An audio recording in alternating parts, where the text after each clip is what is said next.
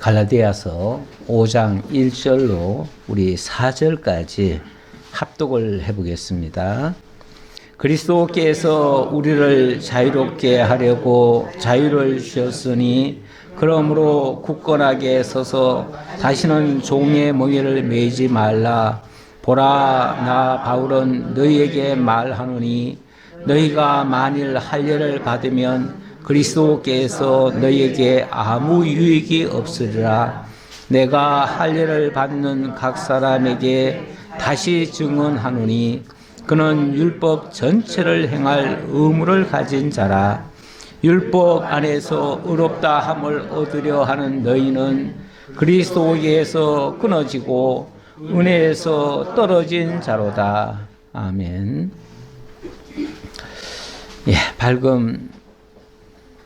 방금 우리가 지금 합독한 4절 말씀, 한마디 한마디가 다 중요한데요. 일단 4절을 보니까 율법 안에서 의롭다 함을 얻으려 하는 너희는 그리스도에게서 끊어지고 은혜에서 떨어진 자로다. 자, 우리가 예수를 믿는데 이런 경우는 그리스도에게서 끊어지고 은혜에서 떨어진 자다. 이 말씀 얼마나 충격적인 말씀입니까? 제가 이 말씀을 굉장히 충격적으로 받아들인 때가 있는데, 그것은 제 개인적으로 신학교를 6년 마치고 그리고 저 경기도 일동 지역으로 제가 파송을 받기로 돼 있었습니다. 그래서 파송을 받기 바로 직전인데 그때 어떤 분이 저에게 책자를 하나 선물을 했어요. 그런데 그 책을 읽고 나서 제가 지난 6년간 배운 것이 마치 송두리째 다 무너지는 것 같은 그런 충격을 제가 받았습니다. 그때 그 책의 내용이 이 갈라디아서 5장의 말씀입니다. 제가 고신 쪽에서 원래 신학을 했습니다.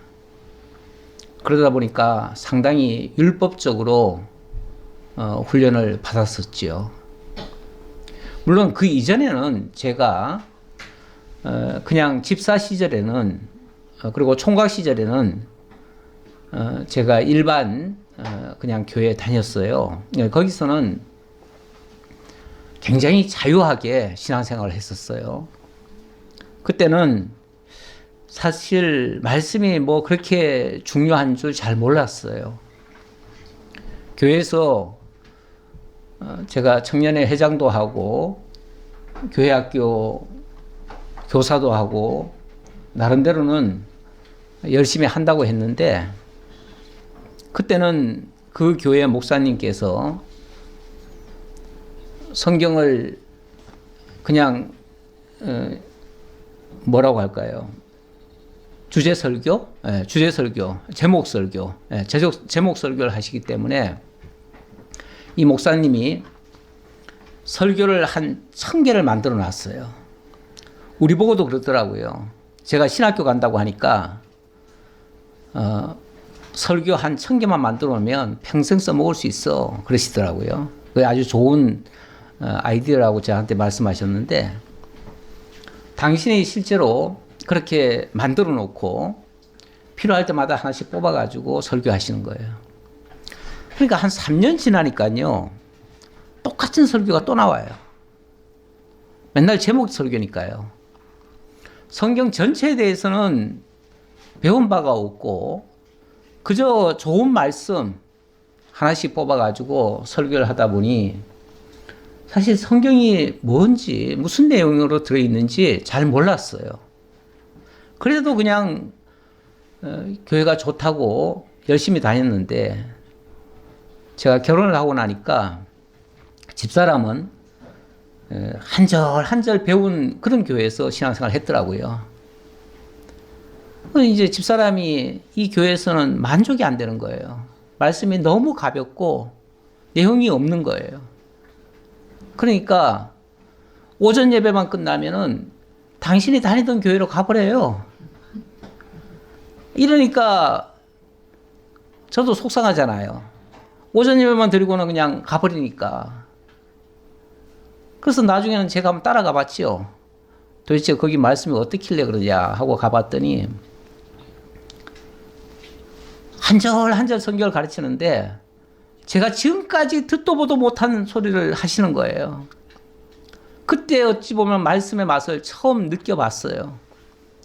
그리고 나서 그러다 보니까 말씀을 좀 더 바르게 하는 곳이 없을까 하다가 제가 서울에서 사업도 하고 서울에서 다녔는데 인천에 뭐 말씀을 잘 가르치시는 분이 있다 그래가지고 인천으로 보따리 싸가지고 내려와 버렸잖아요. 모든 거 다 정리하고 내려왔어요.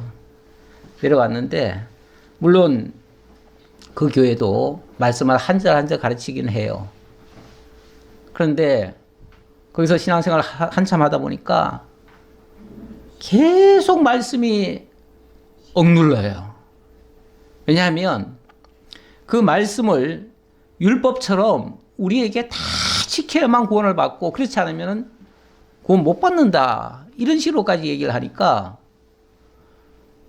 구원 받는다고 하는 우리가 예수를 믿는 게 교회를 다니면서 하나님을 깨달아 알고 그리고 영생을 얻고 거기에 대한 기쁨으로 감사로 이렇게 신앙생활을 해야 되는데 언제나 불안한 거예요. 뭔가 조금 잘못하면은 마치 구원을 못 받는 것 같고 받은 구원도 잃는 것 같고 이런 어떤 불안감. 뭔가를 해야만 구원을 받고 그러다 보니 계속 뭔가를 하려고 하는데 솔직히 우리가 성경 그대로 다 지키려고 하면 얼마나 힘이 듭니까? 그러다 보니 하다가 자꾸만 좌절이 되고 힘이 드는 거죠. 이게 정말 이렇게 하는 것이 진짜 기독교 맞는가? 예수 믿고 나서부터 그때부터 오히려 예수 믿는 게 너무너무 더 힘이 드는 거예요. 예수 믿고 편안하고 기쁘고 즐겁고 뭔가 감사가 넘치고 막 찬양거리가 넘치고 막 이래야 될 것 같은데 그런 게 없고 늘 짓눌려 있는 것 같은 거예요.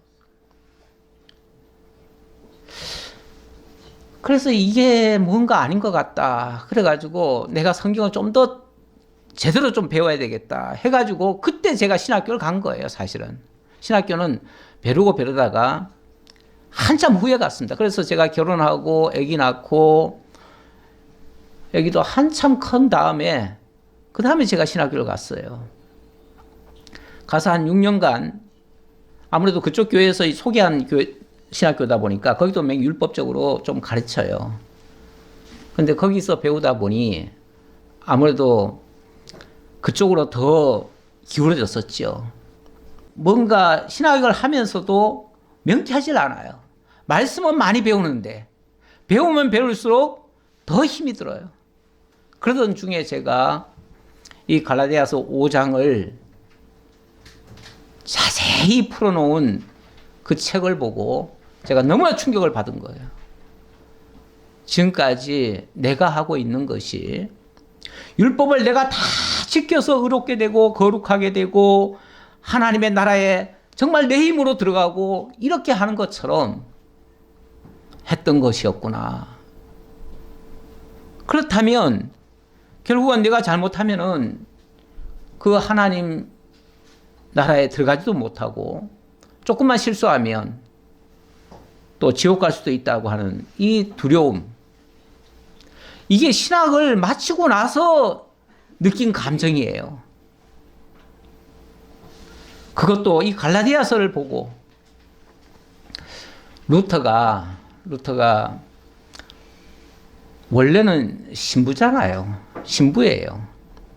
천주교 신부고 또 공부를 잘해가지고 그 수도원에 또 교수도 했어요.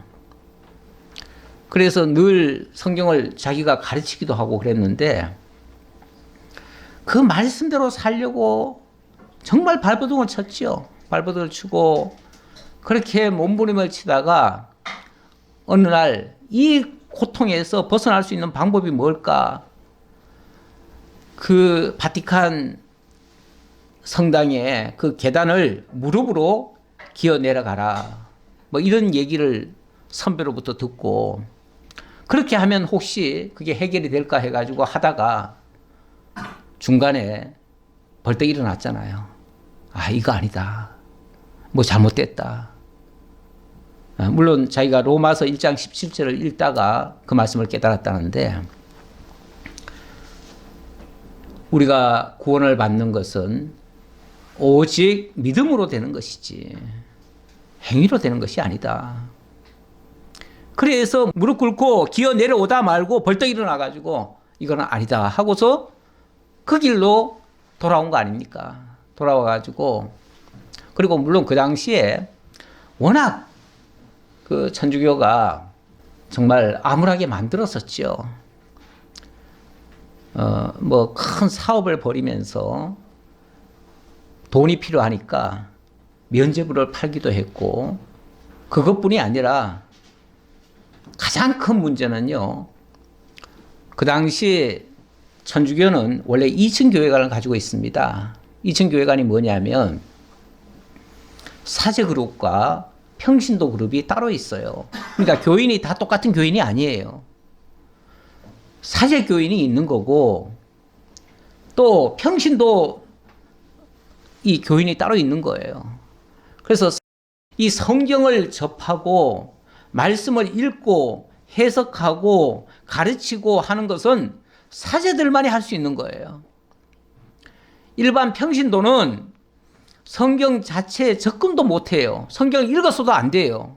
그리고 뭐 당시 사람들이 문맹률이 높아가지고 성경을 잘 읽지도 못했어요. 읽지도 못했고 그런데다가 이 사제는요, 소위 말해서 설교를 어떻게 했냐면 라틴어로 했어요. 라틴어로 하니까 누가 알아듣습니까? 그 당시 성경은 라틴어밖에 없는데 라틴어를 읽고 라틴어로 설명을 하니 누가 알아듣겠냐고요. 그러면은 소위 말해서 평신도들은 하나님의 말씀을 듣고 깨닫는 그런 차원은 없고요. 나중에 사제가 별도로 이렇게 살라 저렇게 살라 하는 생활 지침이 있어요. 그것만 지키고 살았던 거예요. 그것만 지키고 살았으니 예를 들면 주기도문 100번을 외워라. 사도신경을 몇 번 외워라. 이런 게 신앙생활의 거의 기준이었던 거예요. 그러니 하나님의 말씀은 뭔지도 몰라요. 그냥 시키는 대로 해요. 돈 내라면 돈 내고 뭐 바치라면 바치고 뭐 어떻게 하라면 하고 그게 전부예요. 소위 말해서 평신도들은 아예 하나님과의 교통이 없어요. 교통이 없어요. 그래서 그분들은 사실 기도할 때도 그러잖아요. 기도할 때도 뭐 구체적인 내용을 기도하는 게 아니라 뭐 합니까? 뭐 이렇게 하고 그냥 끝내잖아요. 특별히 뭘 하는 게 없어요. 그냥 시키는 대로만 하면 돼요. 그리고 구원은 사제들이 준다는 거예요. 사제들이 세례 베풀고 뭐 어떻게 선언하면 구원 준다는 거예요. 그러니까 절대적으로 사제한테 모든 걸 다 의존해야만 되는 거죠. 그러니까 종교적으로 완전히 캄캄한 가운데 있었던 거예요. 여기서 큰 문제점을 깨닫고 루터가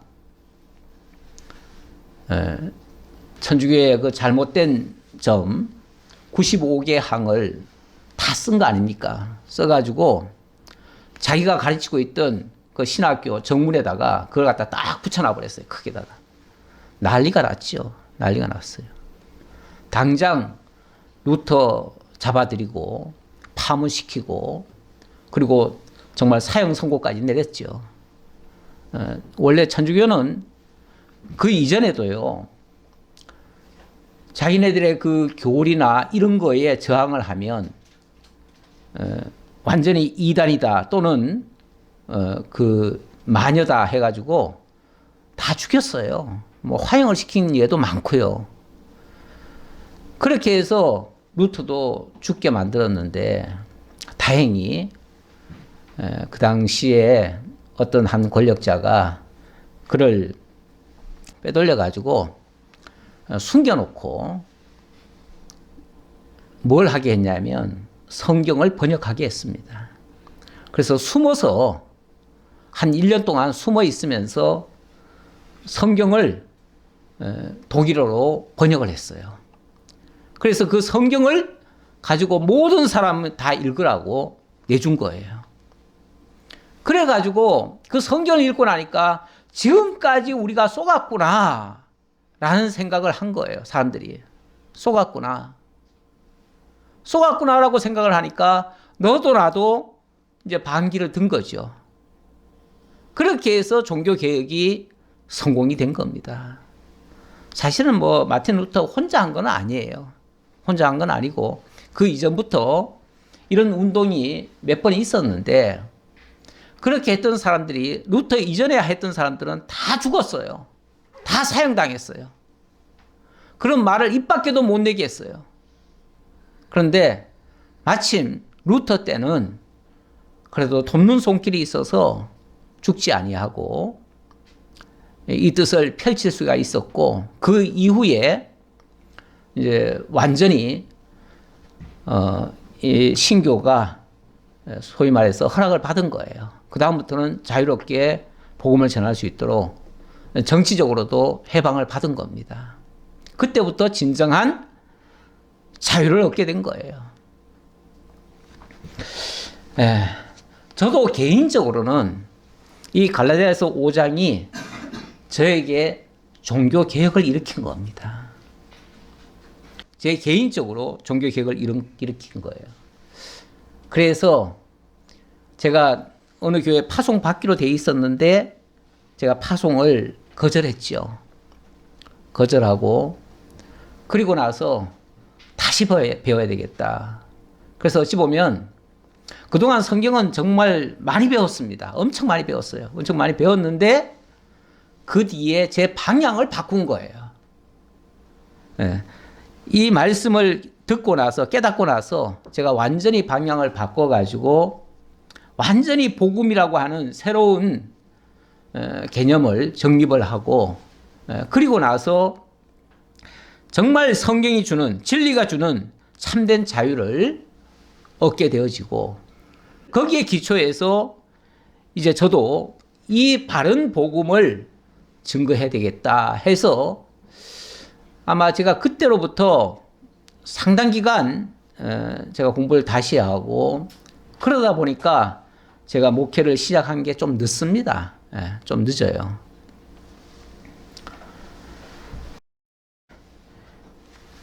자, 그때 제일 충격받았던 내용이 바로 아까 5장 1절로부터 4절이에요. 근데 일단 다시 한번 읽어볼게요. 그리스도께서 우리를 자유롭게 하려고 자유를 주셨으니 그러므로 굳건하게 서서 다시는 종의 명예를 매지 말라. 이 말씀은 오늘 말씀 드리려고 하는 말씀의 결론이기도 해요. 우리가 성경을요, 첫머리가 굉장히 중요합니다. 첫머리가. 우리는 무슨 말을 하기 위해서 결론부터 먼저 안 꺼내요. 사실은 우리 어법은 우리는 무슨 서술이 많아요. 서술을 많이 하고 마지막 끝에 가가지고 결론은 이겁니다 하고 결론 얘기해요. 그리고 맞춰요. 그러다 보니 그 결론을 알기까지 끝까지 들어야 돼. 답답하지요. 그런 경우가 있는데 우리 사도 바울이 복음을 증거하는 방식은 보면요. 항상 첫머리가 어찌 보면 결론적인 말씀을 먼저 터뜨리더라고요. 5장 1절도 5장 전체의 결론 같은 말씀이에요. 그리스도께서 우리를 자유롭게 하려고 자유를 주셨으니 그러므로 굳건하게 서서 다시는 종의 멍에를 매지 말라. 자유, 종, 자유와 종은 정반대 개념이에요. 너희가 더 이상 종의 멍에를 매지 말고 이제는 자유롭게 신앙하라 그 말이에요. 근데 이 자유라는 말, 어찌 보면 갈라디아서에서 가장 많이 나오는 단어 중에 하나일 수도 있어요. 자유라는 말이. 예, 자유가 무엇인가? 제가 들어가는 말에다가 제가 특강을 준비하면서 마구마구 떠오르는 질문들이 있었는데 이런 것들을 제가 일단 쭉 적어놨어요. 뭐 제가 설명은 다 못 드립니다. 하지만은 일단 문제 제기처럼 제가 던져놓는데 이거는 성도님들도 좀 생각을 해보시라 이런 뜻에서 적어놨습니다. 원래 그 공부라고 하는 거, 뭔가 알미 이루어지기까지에는요, 수많은 질문들이 있어야 됩니다. 의문이 없는 사람에게는요, 원래 가르칠 것도 없어요. 질문이 없는 사람은요, 배움이라는 게 거의 없습니다.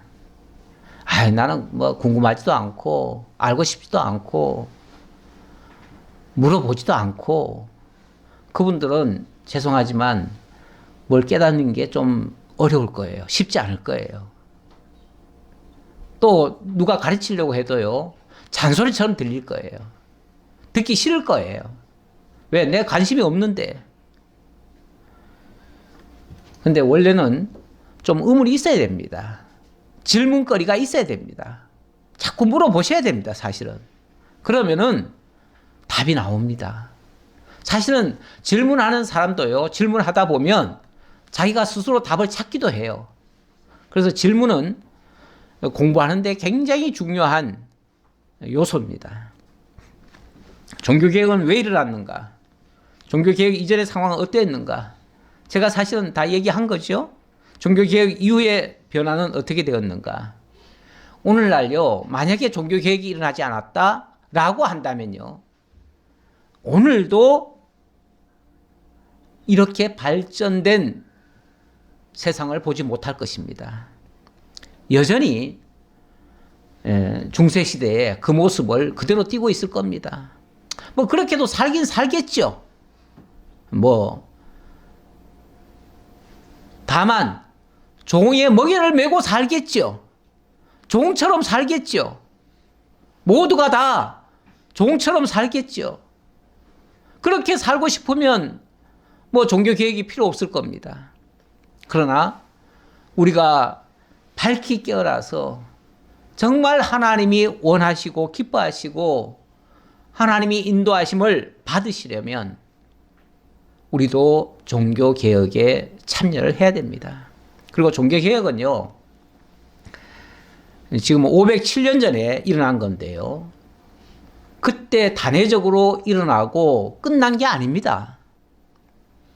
종교개혁자들은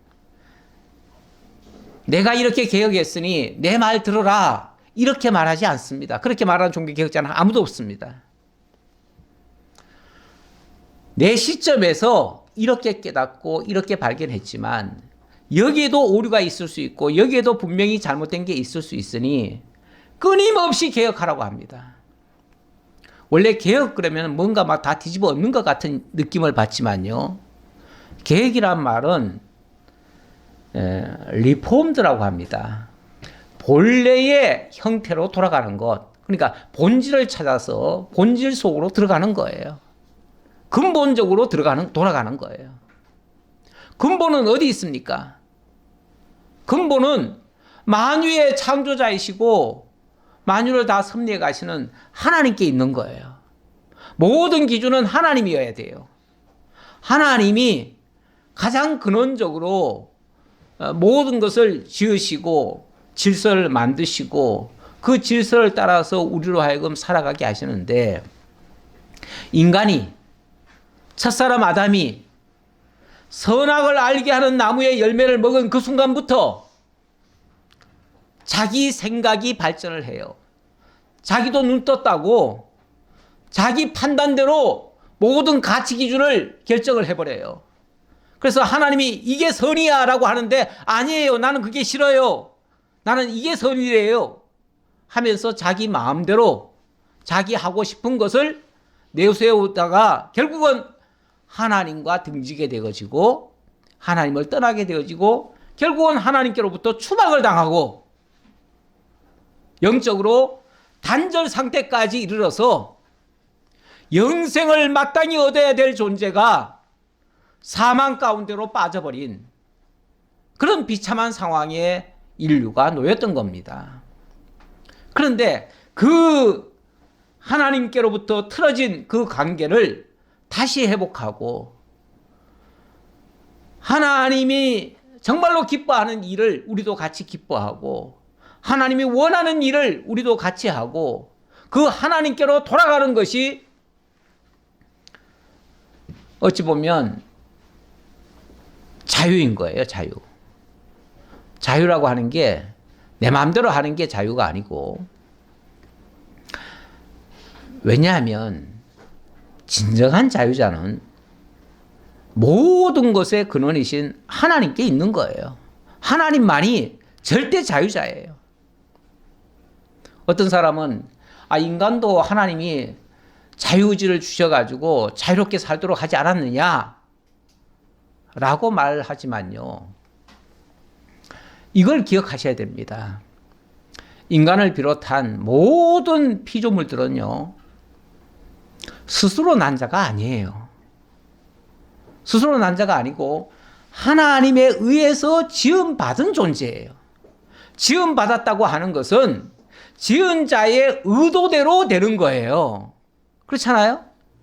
지은 자가 절대자고 지은 자가 자유자고 지음을 받은 자는 피동자예요. 그러면 그분에 의해서 살며 기동하며 존재하는 거예요. 막말로 그분이 거두시면 우리는 없어지는 존재예요. 그렇잖아요. 그런 존재가 무슨 우리가 자유자라고 할 수 있어요? 진짜 자유자라면 우리 마음대로 다 해야 될 거 아니에요.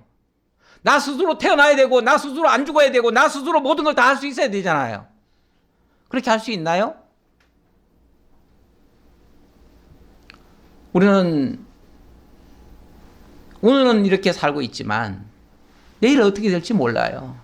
내가 나를 잘 몰라요. 하나님이 어느 날 오라 하면 그냥 가야 돼요. 그러니까 내 자유자가 아니죠. 그렇죠? 그 자유는 하나님께 돌려드려야 되는 거죠. 하나님께 자유가 있는 거예요. 다만 그 하나님이 원하시고 계획하시고 작정하시고 일하시는 그게 진정한 자유에서 이루어진 건데, 그걸 만약에 나도 동의하고 그걸 기뻐하고 그걸 원하고 그게 좋다고 생각하면 나도 이제 그 하나님 안에서 자유를 얻게 되는 거예요. 그러나 하나님을 등지고는 우리가 자유를 할 수가 없어요.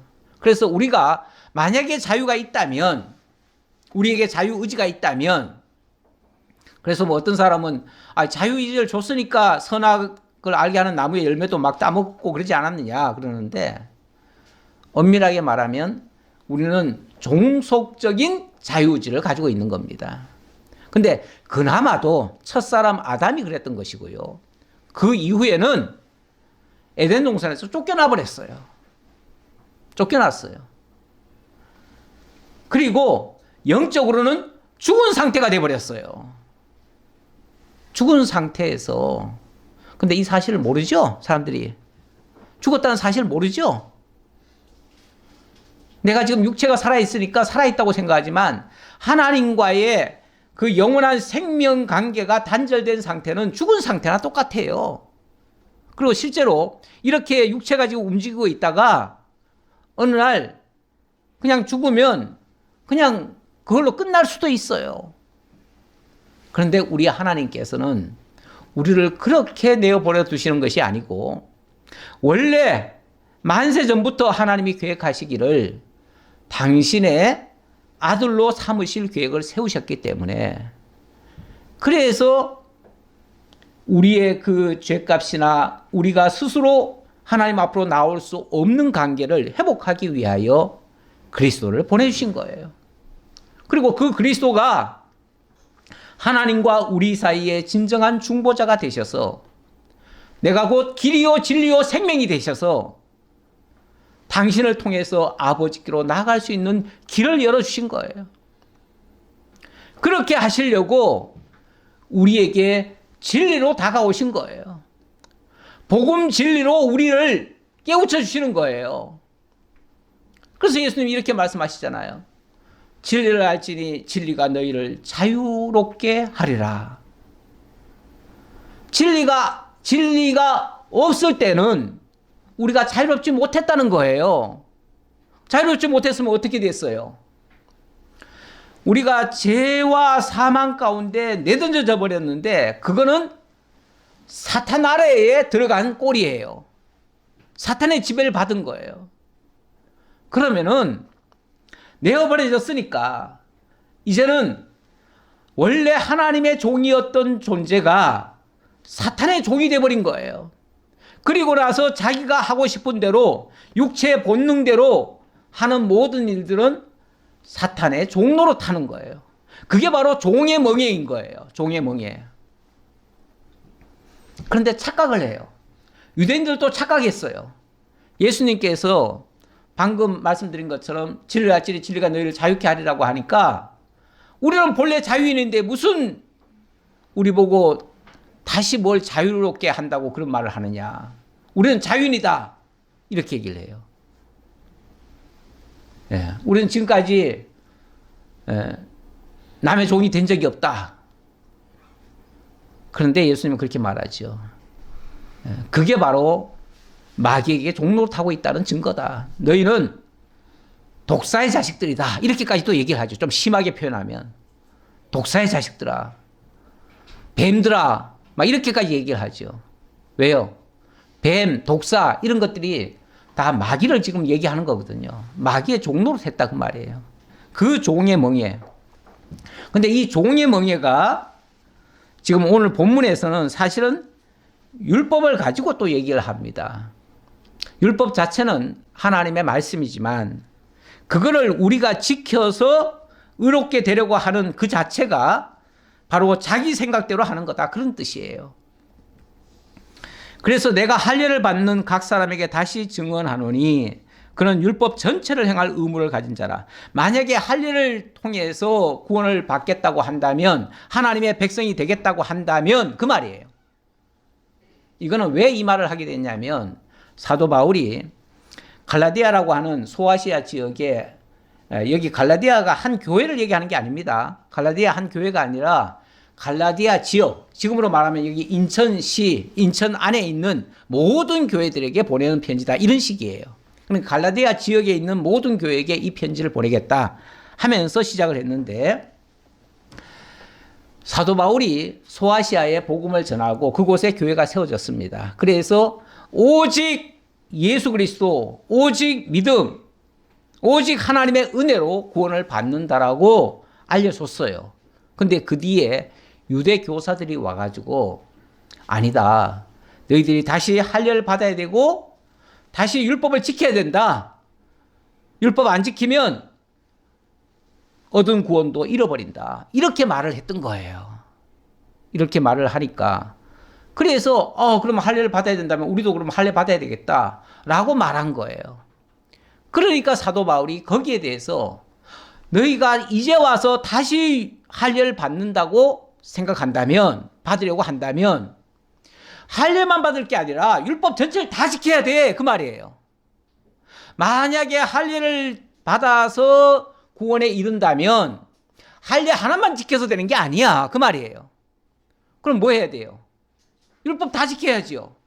근데 율법이라고 하는 게 그래서 그는 율법 전체를 행할 의무를 가졌다라고 했는데 율법 전체를 다 지켜야 돼라고 말하는 거예요. 근데 율법이라고 하는 게 뭐 어떤 사람은 613가지라고 그러는데 613가지 중에 612개를 다 지키고 하나를 못 지킨다 하더라도 어떻게 돼요? 그것도 율법을 어긴 것이 돼요. 하나를 어겼어도 율법은 어긴 거예요. 하나를 어기나 100개를 어기나 613가지를 다 어기나 사실은 어차피 율법 어긴 건 똑같아요. 근데 할례 지켜가지고 할례 해가지고 구원 받겠다고? 그걸로는 안 돼. 만약에 할례 받아가지고 이제 와서 구원 받겠다면 율법 전체를 다 지켜야 돼. 그런데 만약에 그거를 못 지킨다면 어떻게 될 거야? 그 말이에요. 그러면서 율법 안에서 의롭다 함을 얻으려 하는 너희는 만약에 그래서 그 율법을 지켜가지고 의롭게 되려고 너희가 시도한다면 그 말이에요. 그러면 너희는 그리스도에게서 끊어지고 은혜에서 떨어진 자가 될 거야. 만약에 이제 와서 다시 율법 지켜서 의롭게 된다고 한다면 미안하지만 너희는 그리스도와 상관이 없어. 그 말이에요. 왜요? 그리스도가 왜 왔는데요? 그리스도가 오신 이유가 모든 이스라엘 백성들이 다 율법을 어겼잖아요. 그래서 의인은 없나니 하나도 없게 되어버렸잖아요. 오죽하면은 예루살렘에 의인이 한 명이 없어가지고 이 예루살렘 성이 멸망하게 됐다고 그 얘기까지 하셨잖아요. 결국 의인은 없어요. 율법 지켜서 의인 된 사람은 아무도 없어요. 그래서 하나님이 예수를 보내준 거 아닙니까? 그러면 이제부터는 율법을 지키려고 하지 말고 그 율법의 정죄를 다 받고 나 대신 내 빚을 다 갚아주신 그 예수를 믿어라. 그러면 그 예수 안에서 너희는 자동적으로 예수가 율법을 다 지켰으니까 율법의 정죄대로 죽었다는 거예요. 그랬으니까 이제 율법은 더 이상 너희에게 요구 안 할 거야 그 말이에요. 율법이 요구를 안 하면 너희를 향해서는 아무도 정죄할 수 없어 그 말이에요. 그래서 로마서 8장에 그러잖아요. 이제 그리스도 예수 안에서는 결코 정죄함이 없나니. 왜? 그리스도 예수 안으로 우리가 쑥 들어가 버리면 밖에서 그리스도를 정죄할 수 없듯이 그리스도 안에 있는 우리도 정죄할 수 없다 그 말이에요. 그렇게 우리가 그리스도 안으로 들어갈 수 있는 유일한 방법이 바로 믿음인데, 그래서 사실 제가 여기 그렇게 써놨잖아요. 오직 믿음. 오직 믿음. 제가 이게 사실은 종교개혁 5대 강령입니다. 5대 슬로건이라고도 하죠. 예. 오직 성경, 오직 그리스도, 오직 은혜, 오직 믿음, 오직 하나님의 영광. 이게 종교개혁의 정신이고 이거는 오늘도 그대로 유효합니다. 여기에 다른 걸 통해서 구원을 받는다면 정말 좀 더 심하게 표현하면요, 이건 저주받는다 그런 표현까지도 써요. 오히려. 예. 아니 뭐 율법 잘 지켜서 착하게 살겠다는데 왜 그게 저주받을 거예요? 예. 그리스도를 의존하지 않으니까요. 그리스도가 필요 없다고 하는 거니까요. 그리스도가 필요 없으면, 그렇죠, 그리스도가 이 땅에 다시 오실 이유도 없고 그리스도가 오시지 않았다면 우리는 구원이 없는 거죠. 그러니까 무효가 된다 그 말이에요. 하나님이 우리가 감당할 수 없는 죄값을 지고 있으니까 도저히 갚을 수가 없어요. 일평생 1만 달란트 빚진 자나 똑같아요. 그러니까 하나님이 탕감을 해줘 버렸어요. 그런데 내가 그걸 다시 갚겠다고 하면, 그러면 내가 너들 갚아준 건 뭐냐? 그럼 다 필요 없네? 그럼 난 거둘게. 네가 다 갚어. 이래버리시는 꼴이에요. 그럼 우리가 갚을 수 있나요? 괜히 하나님이 베푸신 그 은혜만 거절한 꼴이 되는 거죠.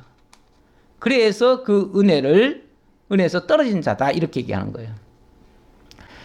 자, 제가 사실 오늘 질문이 그 답도 다 들어있는 말이에요. 그래서 진리란 무엇인가, 자유란 무엇인가, 사람은 어떤 존재인가, 나는 지금 자유자인가, 그리스도께서 자유롭게 하신다는 말씀의 의미는 무엇인가, 진정으로 자유롭게 사는 비결은 무엇인가, 507년 전에 일어난 종교개혁은 오늘날 우리에게 무엇을 요구하는가. 제가 서론 얘기하다가 다 끝나겠네요.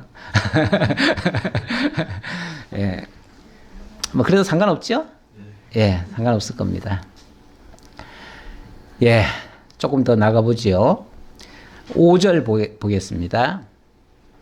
우리가 성령으로 믿음을 따라 의의 소망을 기다리노니 그리스도 예수 안에서는 할례나 무할례나 효력이 없으되 사랑으로서 역사하는 믿음뿐이니라. 여기도 믿음뿐이다 이렇게 얘기를 하네요. 예. 그리스도 예수 안에서는 더 이상 이제 할례 무할례 이런 거 따지지 말자 그 말이죠. 본래 우리 이방인 아닙니까? 이방인. 그렇죠? 이방인들이에요. 이방인들이 무슨 율법을 지킨다고 그래요 이제 와서. 예.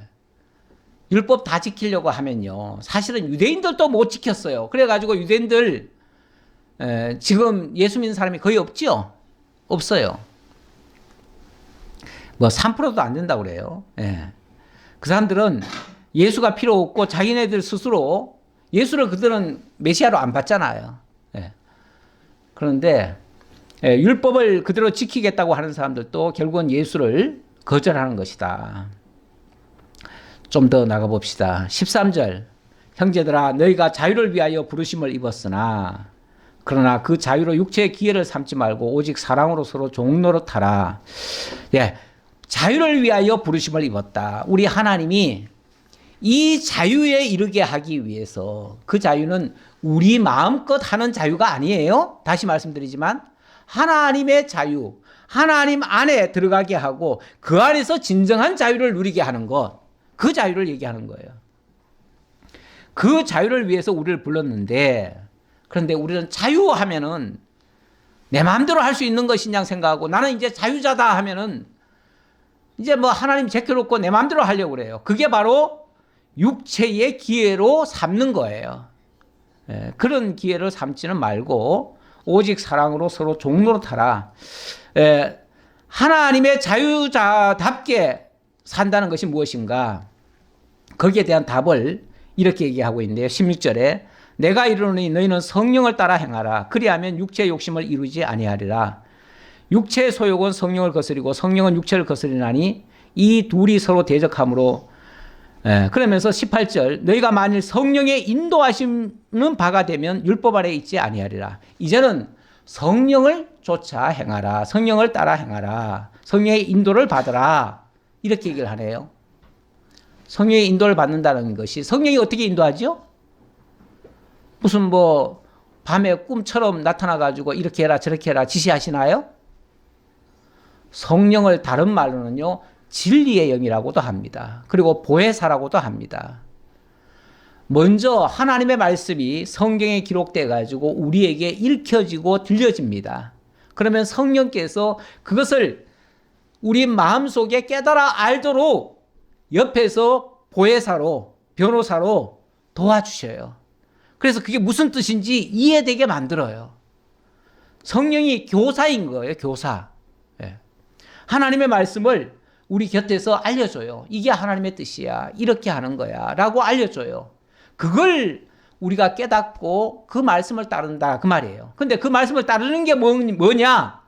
그게 바로 오직 사랑으로 서로 종노릇하는 것이다. 이렇게 얘기를 하는 거예요. 이제는 자유자인데 사랑으로 종노릇한다.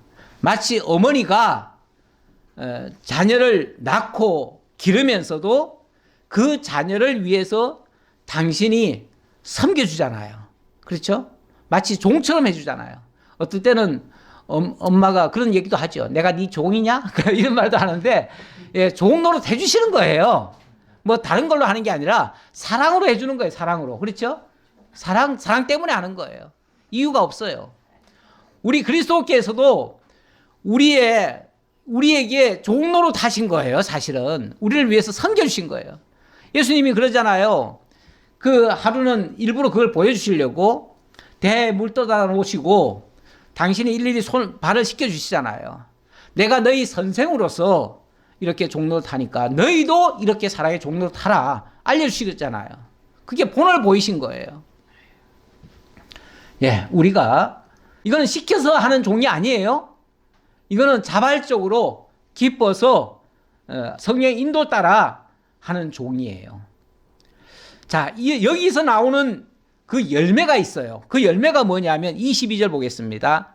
오직 성령의 열매는 사랑과 희락과 화평과 오래 참음과 자비와 양성과 충성과 온유와 절제니 이 같은 것을 금지할 법이 없느니라. 만약에 이게 법이라면요. 율법보다 훨씬 더 큰 법이에요. 그렇죠? 오늘 우리는 율법을 지키는 게 아니라 이 법을 지키는 거예요. 이 법을 지키고 이 법을 따라서 섬김의 행위를 할 때에 바로 이런 결과가 나와요. 그 결과가 사랑, 희락, 화평 이런 것들이 나온다 그 말이에요. 오늘 우리의 삶 속에서 뭐 성도들을 사랑하고 또 성도들을 보면서 기뻐하고 그리고 화평을 이루고 그리고 좀 불편한 게 있어도 오래 참고 그리고 자비를 베풀고 선한 일을 하고 또 자기 맡은 일에 충성을 다하고 그렇게 하면서도 온유하고 절제하면서 이렇게 하십니까? 그런 모습이 나타납니까? 그렇다면 여러분들이 지금 그리스도의 법을 따르고 있는 거예요. 성령의 인도함을 받고 있는 거예요. 그러니까 성령의 인도함을 받고 있는 증표가 그런 것들이에요. 근데 만약 이런 거 없어요. 이런 건 없고 뭐가 나타납니까? 거기 또 한 가지 설명이 나왔지요? 뭐가 나왔어요? 몇 절에 있나요?